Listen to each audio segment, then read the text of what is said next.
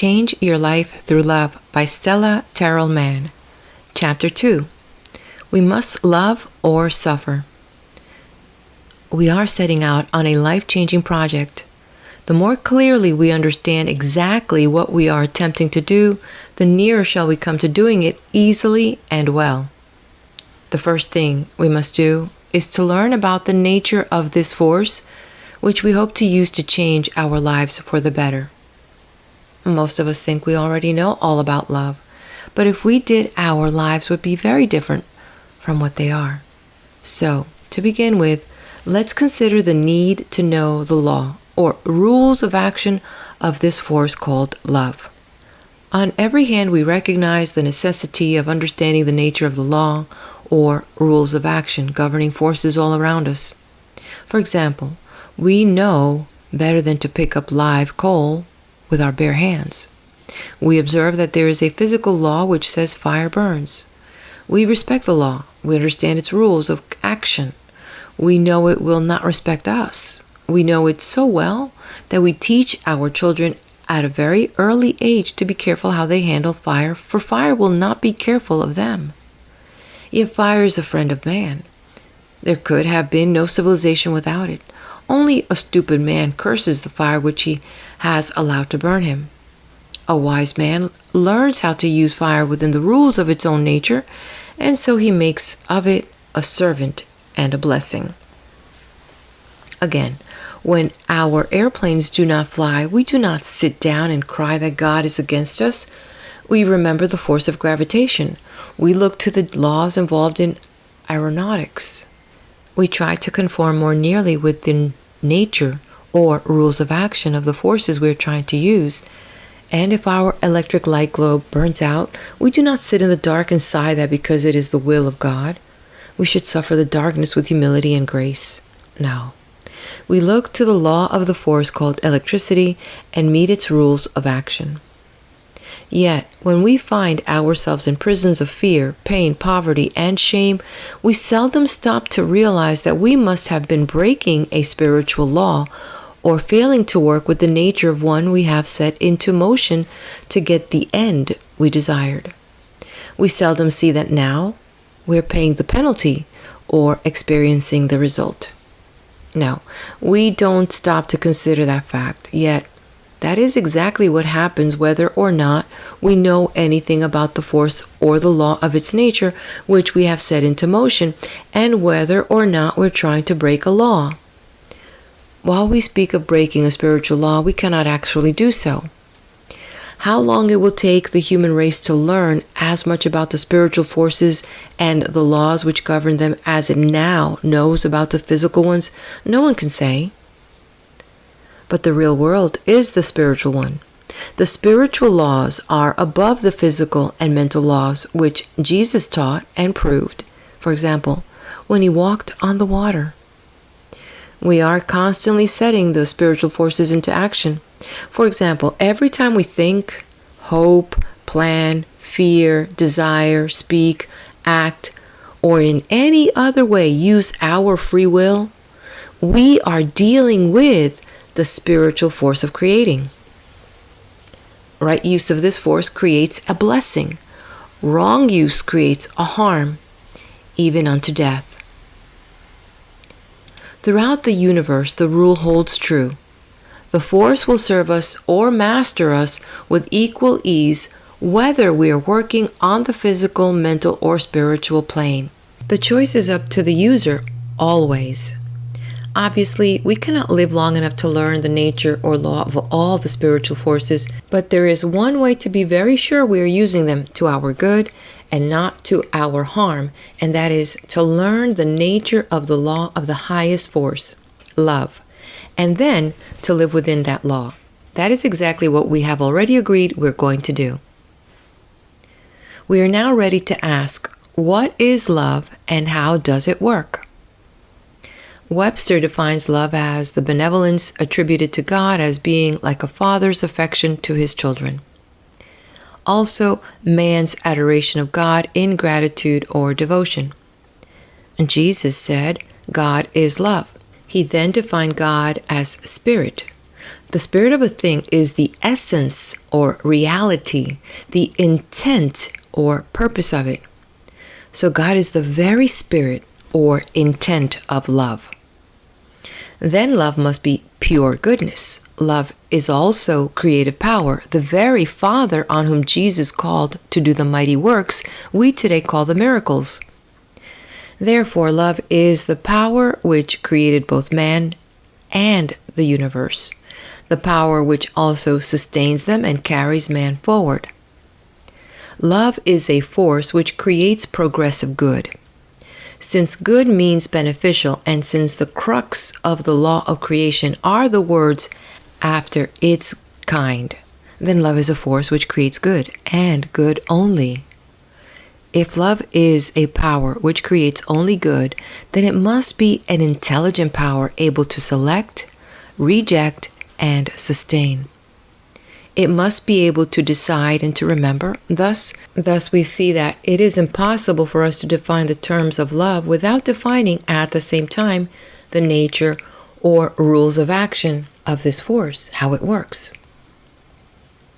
Jesus' life and teachings throw more light on the subject of the nature of love. He said, "If ye love me, keep my commandments, and also feed my sheep." He loved, and so he fed the multitude, healed the sick, and raised the dead. Love always acts. It is a dynamic, not a static power.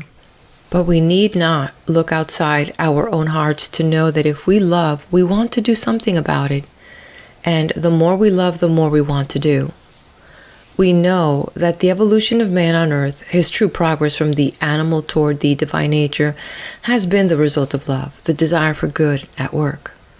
This is true whether we are talking about God at work for man, or man at work for God, or man at work to promote the welfare of his child, himself, or his neighbor. All recorded history proves this fact. For example, all we know of justice and freedom for the individual, courts, laws, protection of human life and property, is evidence of love at work. If it is love, it gets things done, always. Love always desires and works earnestly to promote the welfare of persons or principles. It gave America freedom of speech, press, peaceful assembly, and religious worship. It also gave us votes for women, child labor laws, public schools, and is trying now to eliminate race barriers. We see love at work all around us. Its nature and its purpose are to give, serve, unlimit, unbind, free, build, empower, beautify, and harmonize. It takes pleasure in serving, appreciates, makes glad, and forgives. It is grateful, blesses, and is a blessing.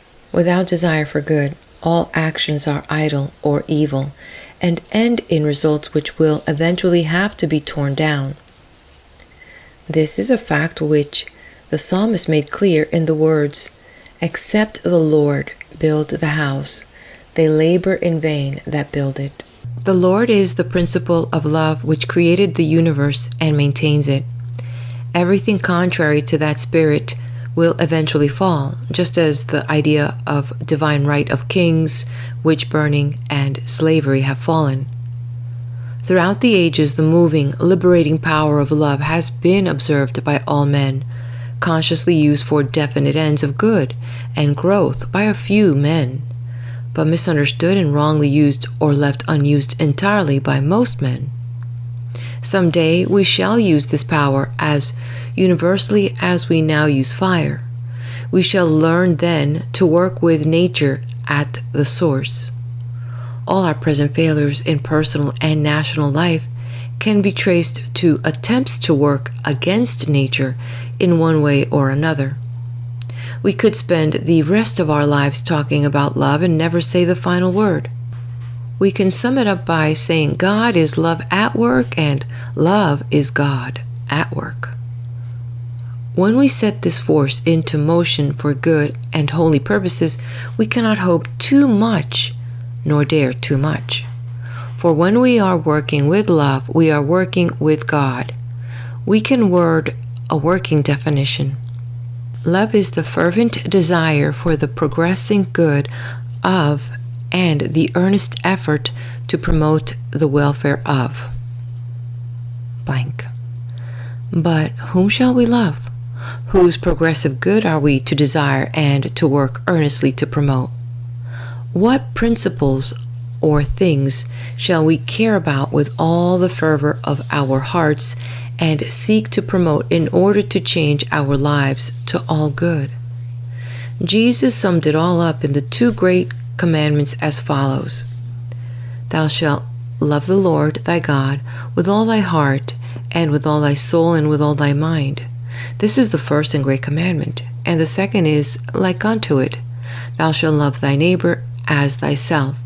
On these two commandments hang all the law and the prophets. From the book of Matthew, chapter 22, verse 36 through 40. We do not get the full significance of the fact that all the spiritual laws hang on or derive from the commandments of love until we consider all else that Jesus taught.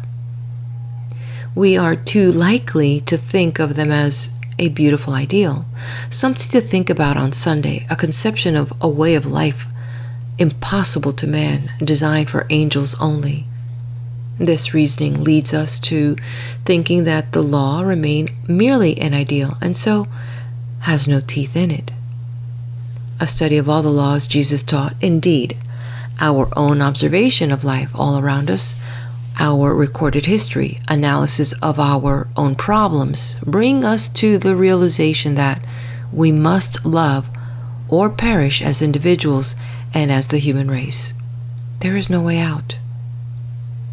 Yes, we must obey those commandments in full, or perish. Such obedience is not merely a form of worship and cannot be done by lip service alone. It is a necessary part of life. It is the truth, an established principle of existence. It is the way things are. We must set the spiritual forces into motion according to the dictates of all good, love, or be destroyed by these same forces. Such destruction is not a punishment by God. It is a self-destruction in spite of all God's laws of life, which would save us forever if we would but obey them. Love or perish is a spiritual law far more exacting than the physical law which says eat, take nourishment, or starve to death. For there is a way of obeying the higher or spiritual law that makes the lower or physical one null and void. This is a truth which was demonstrated many times by Jesus. For example, he had meat to eat, which his disciples knew nothing about, and he turned water to wine. When he desired to serve his friend and host, love at work, by working on the physical plane. We must love or perish because we have the power to harm and to help ourselves. This power is our ability to create by desire. Nature or God, having brought man as a puppet, an animal pulled by instincts which he could not disobey, to a certain point of development, gave him free will, which he uses to set the law of creation into motion. In this, he has the same power which God used to produce both man and the universe, the power of creating by the Holy Trinity, the big three, which are desire, action, and belief. Jesus talked about this power throughout his ministry. He summed it up in the following words: What things soever you desire when you pray, believe that ye receive them, and you shall have them. From the book of Mark, chapter 11, verse 24. All we know of life is desire, action, belief. Our desires include all our hopes, our aims, and our plans, whether we ever voice them or not. They include all the things and conditions we ask for when we pray. And when this is true, whether it concerns our desires for ourselves or another, our desires may be good or evil, voiced or held in silence. Our acts include every thought we think, every word we speak, and every deed we do. They include our prayers and our curses, our praises and our blames, our thoughts of poverty and sickness, our compliments or complaints. Our belief includes all we accept as true, all that we think of God, man, and ourselves, whether that which we think happen to be true or not. It includes our faith in the foot of a dead rabbit to bring good luck, as well as our belief that our earnest prayers will be answered. It includes all our fears. Fear is a strong belief and sets forces in motion which creates after its kind. For that is the law of creation, whether on the physical, mental, or spiritual plane. Now, when these three, desire, action, and belief, synchronize, the creative force then moves on our behalf according to our word, because the rules of action have been complied with. And this is true whether we have consciously used the force or merely blundered into using it, just as we can deliberately press a light switch or accidentally fall against it and produce the same result, a lighted room. All we know of life is desire, action, belief. Desire for good is love at work. When we desire good, we are in tune with the highest power in the universe. We have listened to our highest or love nature, our Christ self. Such desires promote our highest welfare. The good in them is accumulative, but when, through ignorance, fear, or willful intent, we desire evil, anything against freedom of growth toward good, whether for ourselves or another, we have listened to our lowest or lust nature. Such desires hold us back in evolution and head us into mistakes which do not solve our earthly problems but increase them. If persisted in after we learn about the highest or love way, they will destroy us. Our actions and our belief will fall in line with our desires if those desires are strong enough. So the key of life is to look to our desires. The highest law is love, God's will for the promotion of the welfare of all men. God is not mocked. We cannot act against the law of good and growth for all without paying the penalty. The nature of the universe is good, and no one can try to harm it without being hurt. No one can injure his brother or attempt to enslave him, to keep him from growing and achieve a final good from his attempt. But man has kept on trying it ever since Cain slew Abel. The world has just seen a colossal example of the proof that love is the highest law. Hitler used that holy trinity, the spiritual force of creation, desire, action, belief, but he used it in a spiritually illegal manner for a spiritually illegal purpose outside the highest law, love. His desire was for power at any cost.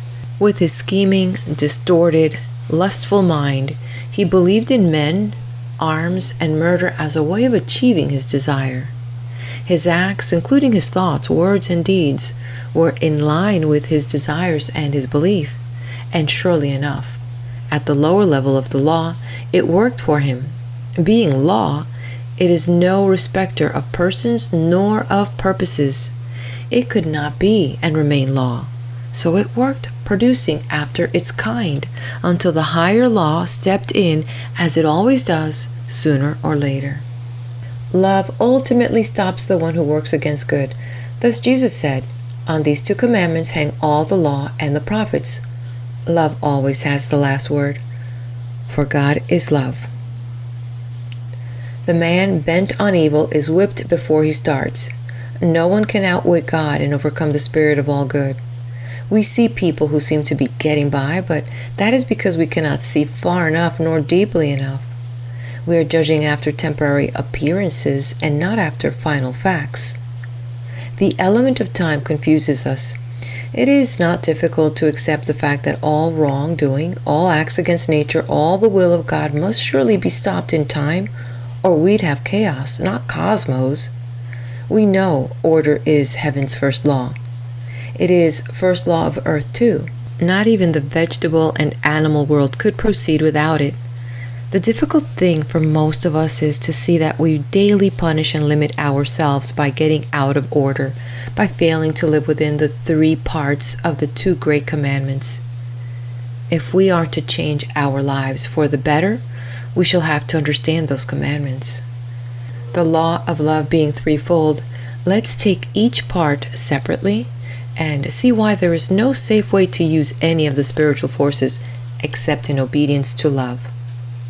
This will show us why we must first surrender our hearts to love before we can hope to change our lives and affairs.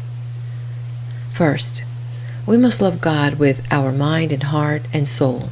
Why? Because nothing less than such love is perfect love, and perfect love alone can cast out fear. When we cast out fear, we no longer set forces into motion which bring to us the things we fear. And generally speaking, it is the things we fear which will hold us back instead of taking us forward. A deep belief in them brings them to us. The world has too long thought of loving God as a beautiful idea of worship, but not a very necessary or practical means of earning bread. Now the truth is, as Jesus taught over and over, that the way to get the material things of life is not piecemeal through struggle, but by discovering and using a power within ourselves, by setting into motion a force in which we live and move and have our being, a force which loves us and desires to promote our welfare, but unwilling to usurp our free will, waits for us to call upon it before moving on our behalf.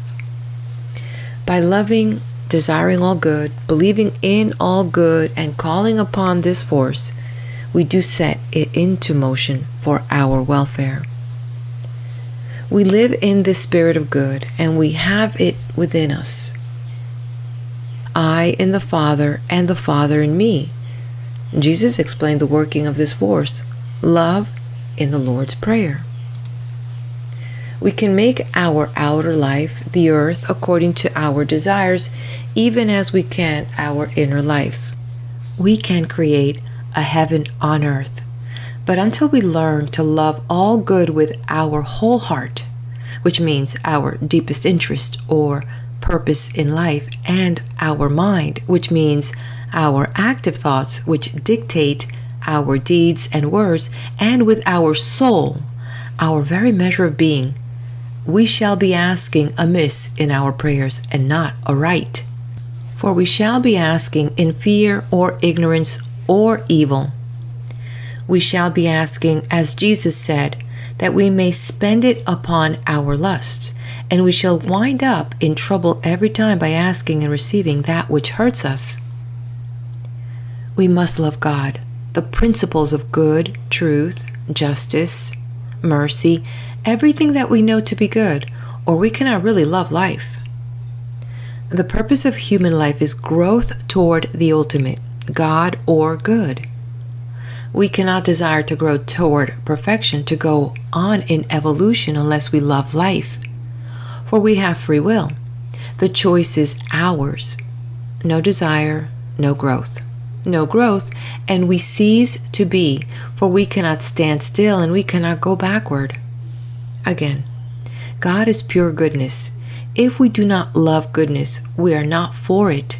We do not seek to promote it and will foolishly, like Hitler, though perhaps in a very mild degree, work against the dignity and freedom of the individual and so wreck our own soul. We cannot hurt God, cannot stop the law of progressive good for all men. Not to love goodness is to hurt ourselves even unto death. We dare not go against God's will, because to do so is to go against ourselves. We dare not remain coldly indifferent, for to do so is to stop evolving, to perish. There is then only one thing to do, exactly what Jesus said. Love the creative spirit of the universe, the power of all good which we commonly call God, and seek to promote the principles of the good life on earth. Not for God's sake, we must remember, but for our own. That we must love our neighbor as ourselves is the second part of the commandment. Why? Because if we fail to love him, we are either hating him or being coldly indifferent to him. If we hate him, we set up in him a hatred for ourselves, because the doctrine of the law, creation after its kind, is alive and ever at work. love and you create love for yourself. Hate and you create hatred for yourself. Furthermore, our hatreds set up poisons within our own body and mind, which ruin our health and happiness, as doctors and psychologists warn. Hatreds curtail our chances of success and growth and create fears and desires for revenge in our neighbor that will someday have to be reckoned with. Witness the world's race and political problems today. If we are merely indifferent to our neighbor and fail to love him, which means fail to desire good for him or to work earnestly to promote his welfare, we shall find our own good endangered by his ill. His poverty will eventually tax and rob our property. His groans will disturb our rest. His sickness of mind, body, soul, and economy will come to live with us whether we want them or not. They will come through pressure of race, beliefs, mass hatreds, evil desires, fears that breed war, ignorance that endangers, aggressions that lead to restrictions of our liberty. If we do not care enough about our neighbor's welfare to teach and persuade him to a better way of life, then his delinquent children will mar our children's future. The cost of the necessary power and laws to restrict him from drunkenness, murder, and thievery will rob our purse and blackmail our heart. There is no way out. We must love our neighbor for our own sake. We must do unto others as we would have them do unto us, because our very lives, our daily welfare, our happiness, peace of mind, and our eternal life depend upon it. When we love our neighbor, we multiply our good beyond computation, for to love him is to desire good for him and to work with him and for him. This desire, action, and belief will create after its kind and put us in tune with the very purpose of life, which is growth for all men toward all good. Loving our neighbor increases our own good 10,000-fold. When we drain his swamps, we rid our own cities of the malaria-carrying mosquito. When we help him to a higher standard of living, we create a market for our goods. When he adopts our culture and our ethics, he becomes a delightful friend and companion. Oh yes, as we do unto others, we do unto ourselves, and every man on earth is our neighbor. He becomes our brother when he arises to put off his animal lust and accept his higher Christ self, living after the laws of love. And we are not true brothers until we are one in Christ. Then are we the sons of God indeed.